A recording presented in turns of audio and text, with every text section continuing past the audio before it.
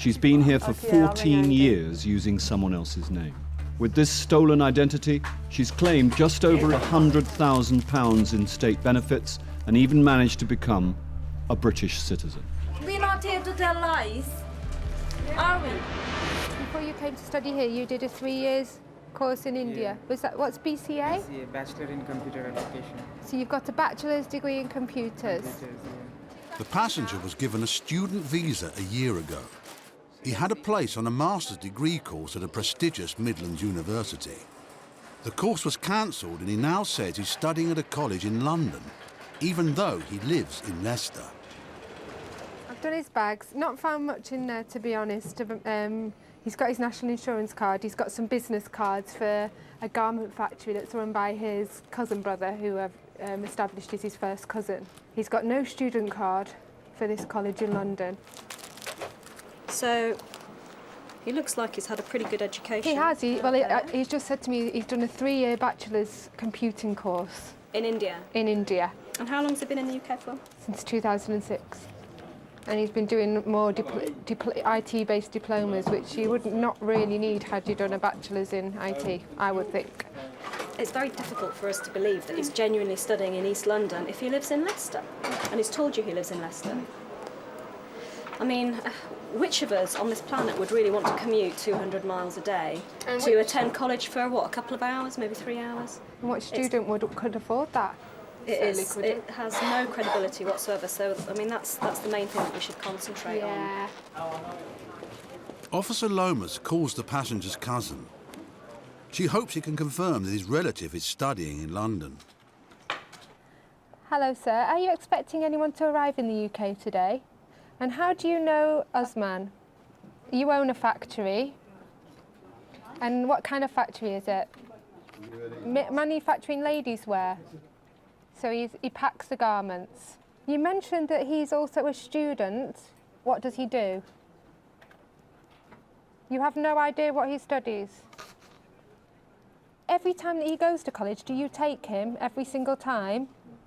Yes. So you should be able to tell me which days he goes to college then, if you take him there.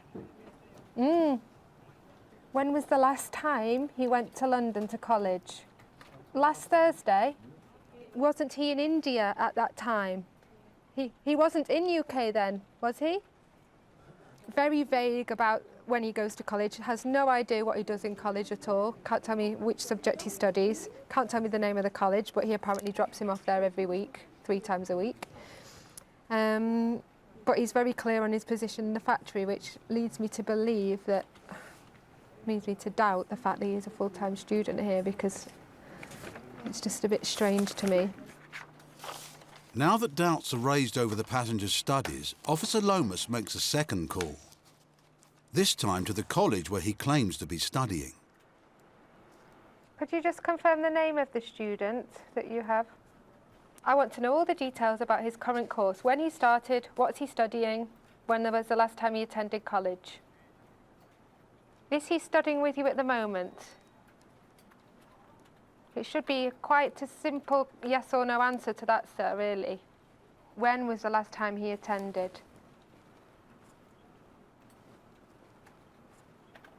When was the last day that he came to college? 15th of November. Thank you.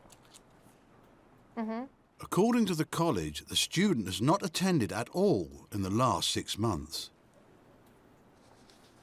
And what was his attendance rate for his previous course? How can it be 82% if he already missed 4 weeks?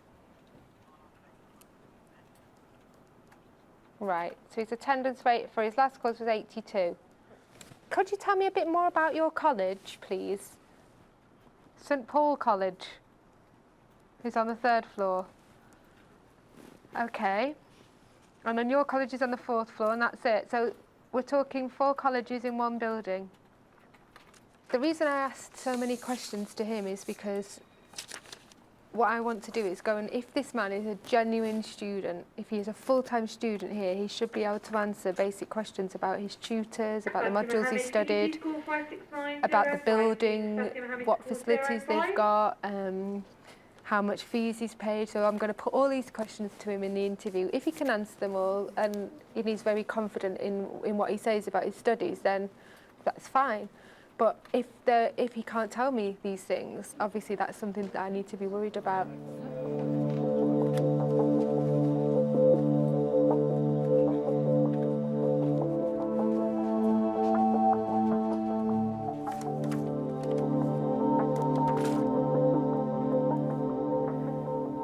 Usually diplomas and degrees have modules within them of study. What did you do? I studied basic programming, Microsoft Office, and then it got to C, programming in C.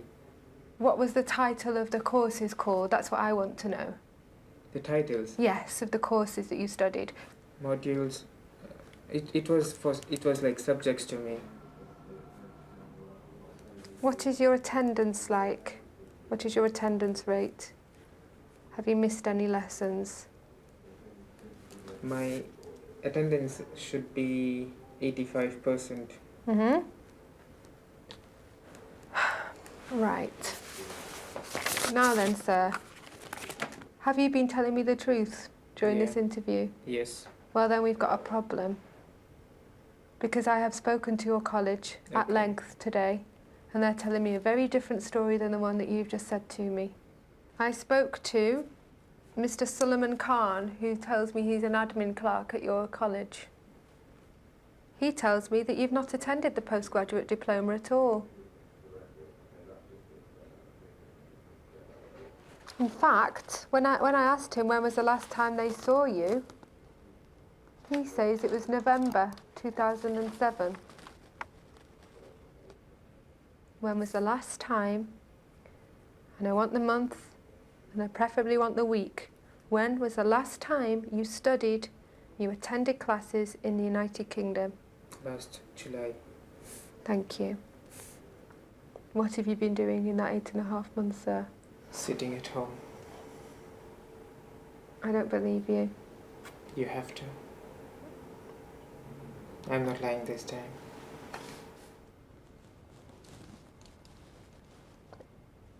Now, I'm concerned that your college did not tell me that you didn't attend from July to November.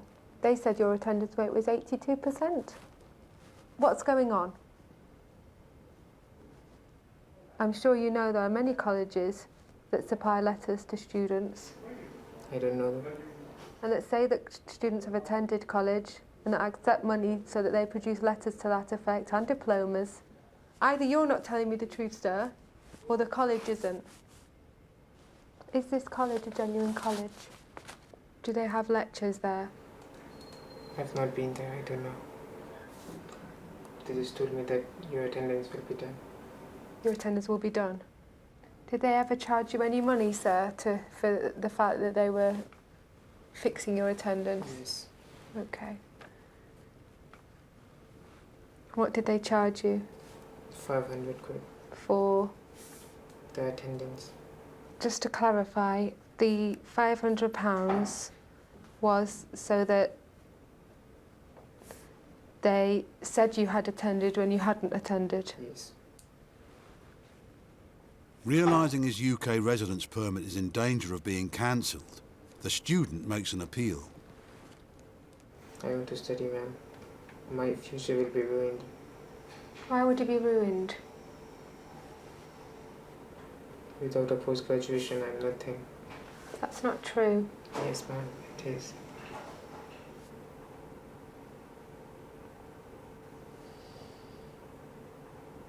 You've told us the truth now about your studies, which was the right thing to do, but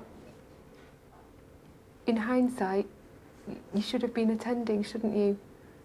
You applied to do a master's at Montfort University, a good university, excellent course, and since then things have just gone downhill. Come on. Obviously he was very upset at the end of the interview there. He's been caught out. I continue to press him on the college because I had an inkling that the college wasn't genuine from what he'd said. In the end, he did admit that they were supplying letters to students. I will pass that on to our intelligence unit and they will check that out, and that college will then be on a list of colleges that we will look into further. Officer Lomas makes her final report to her boss. And he has a UK residence permit issued for the purpose of studies. Okay. Only a month ago. Only a month ago, so he was quite happy to deceive the Home Office only a month ago. Yes. Well, once again, I think without a shadow of a doubt, we'll have to refuse this guy entry and cancel his residence permit. The passenger is refused entry to Britain and put on the next plane back to India. Officers in customs have stopped a couple who have come into the country on a holiday visa.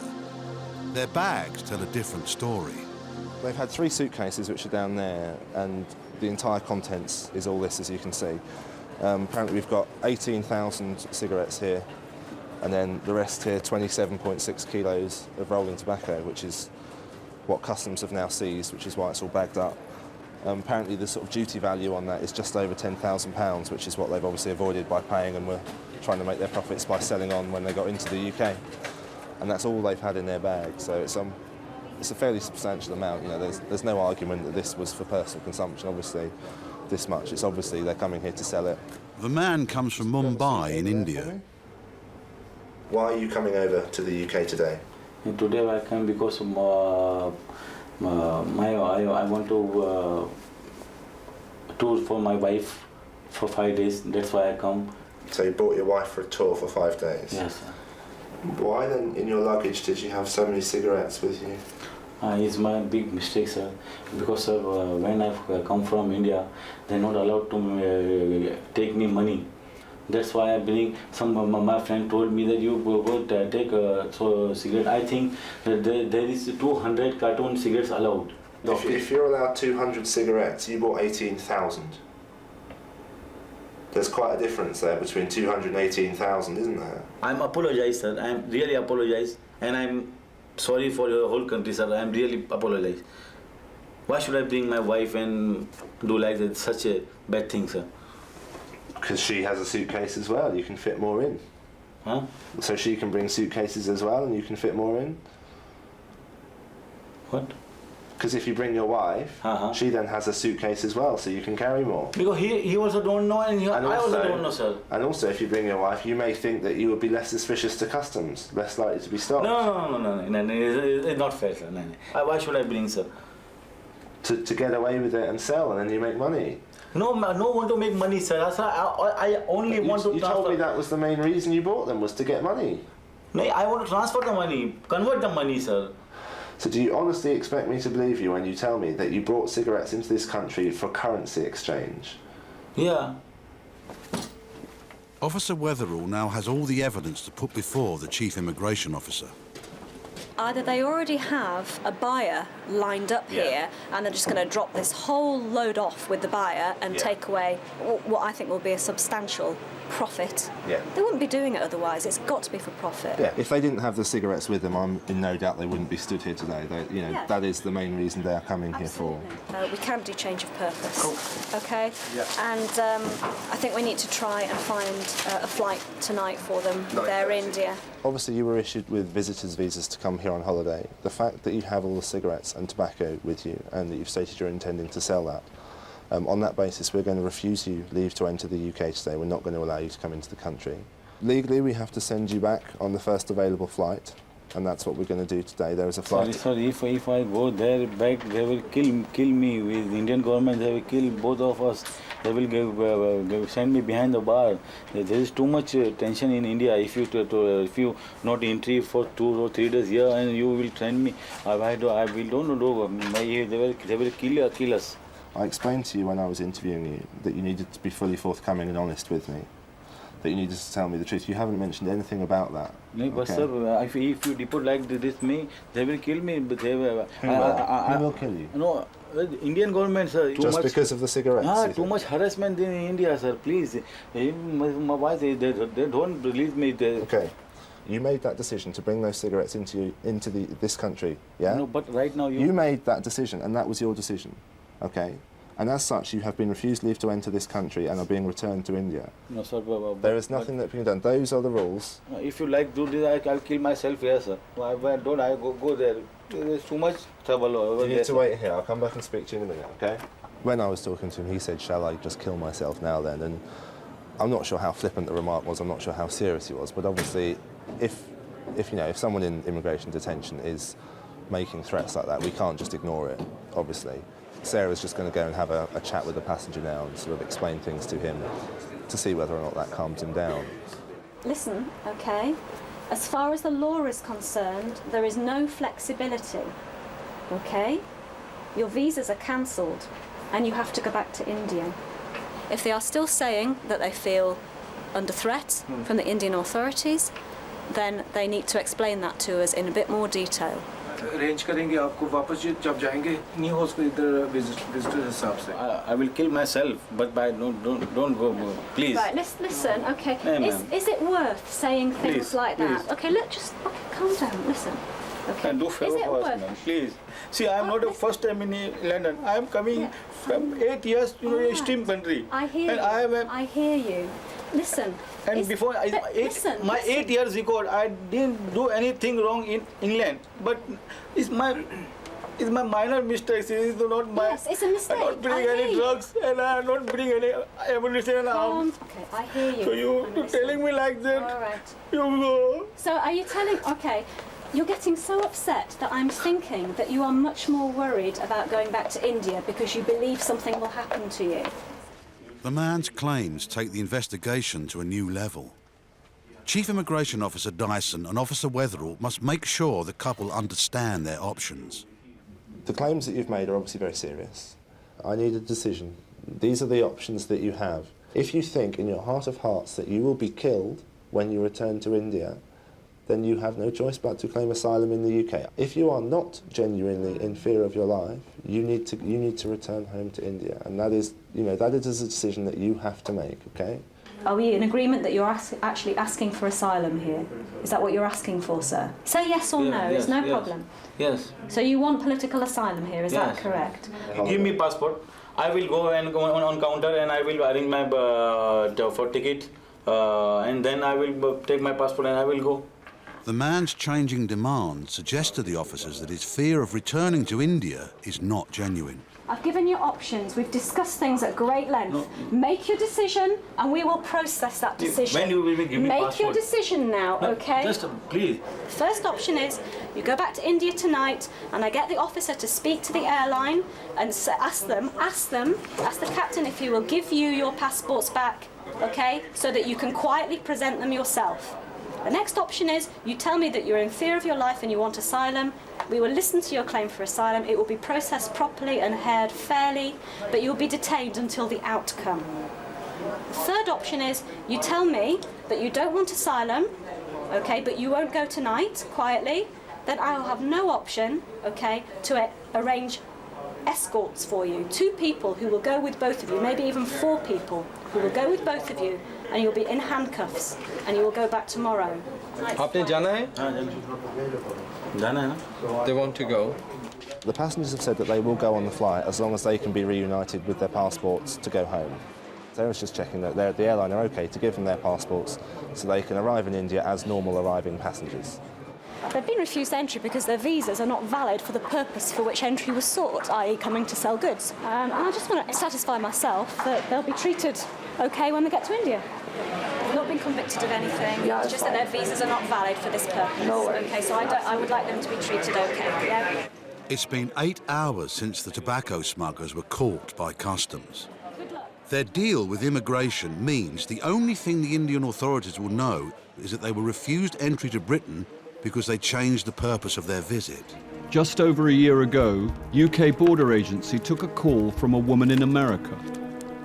She said that she and her brother had been victims of identity theft by a man and woman living as a married couple in Britain. I'm just conscious. So basically we've got these 2 people who have stolen the identities of a brother and sister. They're pretending to be brother and sister for benefit claims, but they're actually, if not husband and wife, they're certainly partners. Today, Tina's team prepare to visit the couple's home address for the first time. It's a big day. Tina has been working on this case for 6 months, a case that also involves serious benefit fraud. So I've got an overpayment roughly about in excess of £100,000. That's right, yeah. They've been claiming benefits since 2002. It will total over 100,000. The real person left the UK in 1984. She went to the States to get married, and she's not been back since. The woman they're looking for is suspected of stealing the identity of someone called Savitri Naidu. If she answers to this name, she'll be arrested. Living at the same address is the woman's partner, who uses the name Rajendra Naidu. According to Home Office records, his real name is Mark Singh.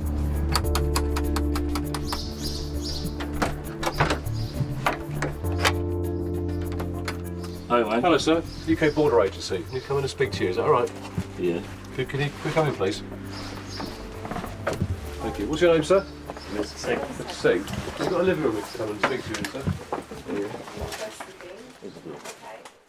very much. What's your first name, Mr. Singh? Hello, madam. Mark Anthony. Mark Hampton. Do you want to have a seat, please? The man has identified himself as the target, Mark Singh. What's your name, madam, please? Naidu. Naidu. Okay. Savitri. Viren Naidu. And the woman says she is Savitri Naidu, but the team believes this name belongs to someone else. And what nationality are you? Well, Guyanese were British as well. Okay, the reason why we're here is that we have information that you have possibly assumed the identity of somebody else, and that Savitri Naidu isn't your real identity. Okay? I'm therefore arresting you on suspicion of illegal entry, obtaining a pecuniary advantage by deception, and obtaining property by deception. Do you understand why you're under arrest? I'm not sure. Okay, well, just explain that we think you've taken the identity of somebody else. Well, I have no other identity than that, sorry. Okay, right, well, we need to talk to you about it at the police station, and you can therefore explain your version of events, all right? The woman is sticking to her story. Officers must now search for evidence to prove her real identity. It's a money order. She's obviously sent home. It's got this address with a different name on. It's got the name Kamali. Which is similar to the name that we thought she really was. That's possibly who she really is. So that's quite good evidence already. As the woman's story begins to unravel, Officer Burkham finds some pay slips that may relate to her partner. There's a payslip here addressed to Mr. R.V. Naidu, so clearly he's been working at the hospital using that identity. You know, the sort of document you'd expect to find lying around the house of somebody who's using an identity. Is it Mr. Singh? Yeah. Who's Rajendra Naidu? He lives at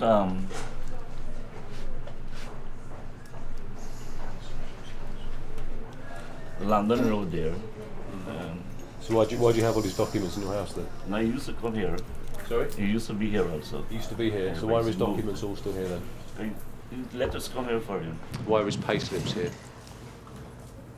I have to say the truth, yeah. I have to tell you the truth. Let's go to the police station. I will tell you the truth what happened. Yeah, I have to be honest on how. You're using that name, aren't you? Yes, I am using. You are. Okay, fine. All right, sir. No problem.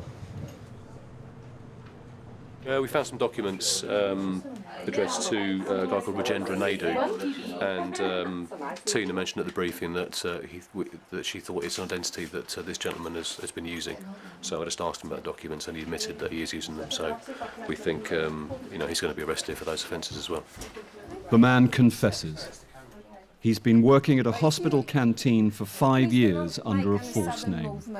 All right, okay. Yeah, that's mine. And amongst the haul of documents, officers believe they've just found the woman's real passport. This is a good find. In these cases, it's always very hard to find out who the real person is. The passport says Kamini Sukram, born 23rd of February 1964, Guyanese. Looks like she's been here since 1995, when she was given 6 months entry as a visitor, and doesn't appear to have had a stay extended since then. So she's obviously assumed the ID we've arrested her under sometime after 1995. Kamini Sukram came to Britain on a 6-month visit visa from Guyana, South America. She's been here for 14 years using someone else's name. With this stolen identity, she's claimed just over £100,000 in state benefits and even managed to become a British citizen. She's kept quiet so far, but with a house full of documents revealing 14 years of deception, it's not long before the truth comes out. We're not here to tell lies, are we? It's just, you know, you tell the truth and that's it, finish with. I've lied all the time and I don't want to, you know, to carry this burden of lying all the time. It is a relief to let the judge know the truth, and as I said, I want the truth to let the truth be known. Who's Indra Kumar Mohan then? Who is he to you then? Because the accounts in that name and your name, it's a joint account. Indra Kumar Mohan or Kamini Sukram, which is your real name. So who is this guy? He was like a friend. Was he an ex-boyfriend or something, or what? Hey? Is he an ex-boyfriend? Yeah. He's an ex-boyfriend. You tell us where they are. Everything. All right. Do you know how much is in it at the moment? We just found a Guyanese bank statement which had her real name on it and the name of somebody else, it was Indra Mohan. I suspected that might have been Mark Singh's other real identity, but she said it was some ex-boyfriend in Guyana. Mark, who's Indra Mohan? That's her partner. Okay. The couple both claim that Indra Mohan is the woman's partner. Officers have found an identity card which could clear up the confusion. Do you know Mr. Mohan? No. You don't know Mr. Mohan? That's strange. That's a picture of Mr. Mohan. That was a Guyana identity card in the name of Indra Mohan, which had Mr. Singh's photograph on it. With his true identity revealed, a relieved Indra Mohan now wants to come clean. We were like in prison in here. We cannot go anywhere. I can't go for a holiday nowhere. I can't see my mom, who just had heart bypass in New York. I can't even go to see her, and so I'm happy. If I'm going home, I'm happy. I'm just sad enough. I fed up. I was expecting this to come more far more earlier, but at this time. The confessions continue. Now it's the turn of his partner. What started all this was as soon as I landed here, then I got pregnant. I wish this thing would happen when he was 3-4 years old. That's what, So he could have grew up in, where the lie started. After 14 years in hiding, this couple has finally been caught up. Jaswin Singh recently entered Britain illegally. That's when he met a British woman. Back in India, the couple have tied the knot. Now he wants UK residency. Do you have any evidence of living together?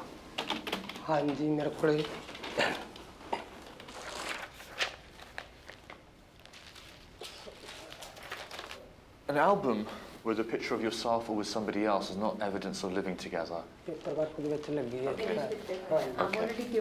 in here, right. Tell me exactly what it is that you have in here. My bills. Water bill. Water bills. Sorry, council tax. This is dated 20. How old is your wife? 35 कितनी उम्र की है?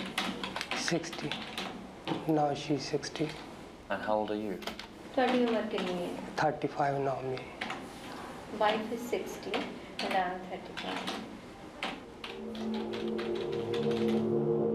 Waiting outside is the 60-year-old bride, a school teacher from Wales. You've got a lot of photographs having spent time together. Do you take these photographs for the benefit of this interview? नहीं ये जिदा ही photo खिंचने का बहुत शौक है मेरी wife को वो जदों भी My wife is very fond of taking photographs. I've noticed that none of the photographs have anyone that I could assume is her friend, because all of the people in these photographs all seem to be other Asian males of your age. Can you explain why, and have you ever met any of her friends? मैं इन्हां दी best friend ਨੂੰ ਮਿਲਿਆ ਜਿੱਦਾਂ Gillen's name is Glennis. Yeah. I met her best friend. Her name is Glennis. Why have you chosen to marry somebody who is slightly older than yourself and has 2 grown-up children who I'm assuming doesn't speak Punjabi, and I've noticed that your level of English is relatively basic. Is there any particular reason that you've chosen to marry this lady? नहीं ਹੋਰ कोई वजह नहीं सी जिदा प्यार मेरा पै गया जिदा इकट्ठे रहंदे सी किसी भी उम्र च fell in love with her and there was no other reason to marry her. Mr. Singh may say he's in love, but it takes more than that to qualify for residency. And his Welsh wife has yet to be quizzed. Hello, Evelyn Rita. Thank you. How are you? You all right? Everything good? Okay, I'm nervous. Yeah, understandably. Everybody who sits on that side of the chair always is.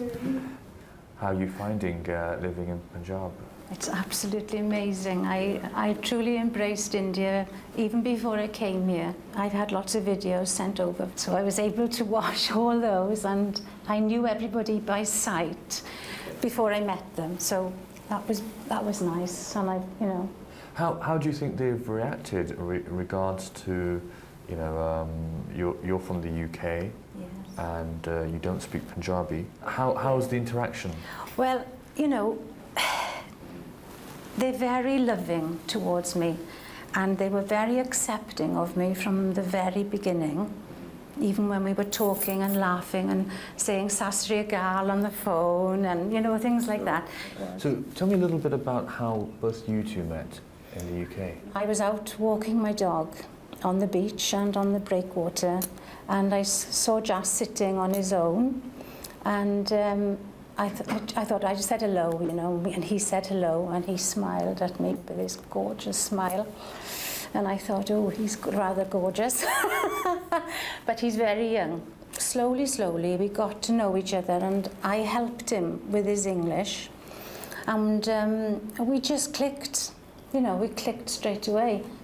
How did you decide to get married? What was who made a decision? Did he propose? Well, it wasn't a romantic, setting at all. I think we were in the kitchen, and we probably, because he's been showing me Indian cooking and how to make chapatis and things like that, so we probably, I think it was, had a meal and sat down, and he said, do you think you would like to marry me? So I said yes. I said yes, definite. Okay, great. What would you do if there's a scenario where unfortunately your sponsor doesn't get entry clearance and cannot join you in the UK? Are you happy to stay in India? You do like it a lot here, you know his family. I like it a lot here, and I know his family, but all my family are in the UK. My dog, and my house, and my home, and my 2 boys. So really, living in India isn't an option for me. What are you going to do? Because if we refuse entry clearance, are you going to stay or are you going to go back? Well, that's what it comes down to. Yeah. I haven't thought about that, to be honest, because I thought,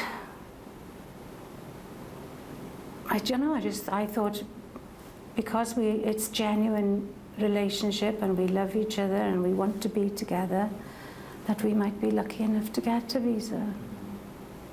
And that's honestly the only answer I can give you. There you go. Thank you. Thank you very much. Thank you very much. I'm not going back without him, all right? I need a hug. I need hugs. Oh, this is huge for us because I don't want to go back to the UK without my husband. When you love someone and you're used to being with them, that's very difficult. Hi, have a seat, please. Please have a seat. Thank you.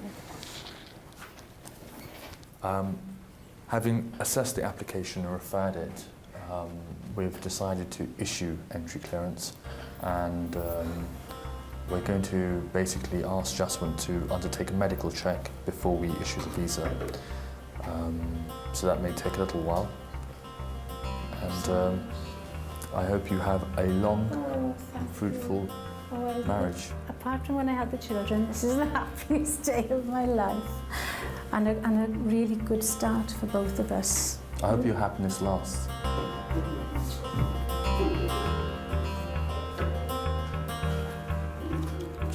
Morning, madam. How are you? What's your final destination today? No, today.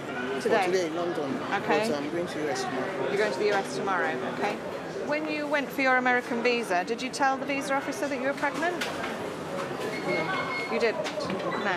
Okay.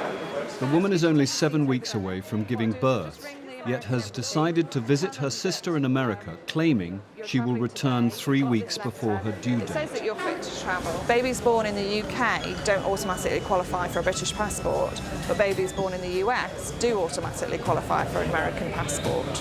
So it's quite common for pregnant ladies to travel overseas so that they can have the baby in whichever country to automatically get that passport. Sarah is suspicious of the woman's motive for travelling to the US via the UK, but she could also be in breach of airline regulations for travelling whilst pregnant. When is she due? 5th of June, When is her return? 16th of May. So she's got 3 weeks between her return date and her due date, which makes her 37 weeks pregnant, which is over every airline's limit. The woman is in breach of the airline's policy, but as she has a valid US visa, Sarah must now contact the US Embassy. Hi, it's Sarah. I'm at the airport at the moment. I just wondered if you could give a call to the American Embassy so that they can check an American visa for me. She's at the airport today and she's in an advanced state of pregnancy. So if you can just give them a call and find out if they're happy with that, and if so, then we can let her travel. Sarah now has to wait for a reply from the US Embassy, but the flight leaves in 10 minutes. The decision to question the woman in the first place came from the airline, but Sarah's presence has become the focus of the woman's frustration. That's my own point. I don't understand why you are doing Explain your point. It's the immigration people that will either tell you Yes, it's okay or not. they will So tell why you. Are you the one stopping me at this point? Because your flight here is going directly to the UK. You didn't choose Delta to go directly to the States. And this is why I'm on duty here, to see the people who are travelling through the UK. It's minutes before the flight leaves, but whether or not the pregnant woman will be on board is up to the US Embassy. Right, okay, all right, I'll do that then. Okay, thanks very much. All right, thank you, bye-bye.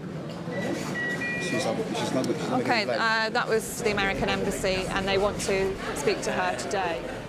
The flight will be leaving without the pregnant woman.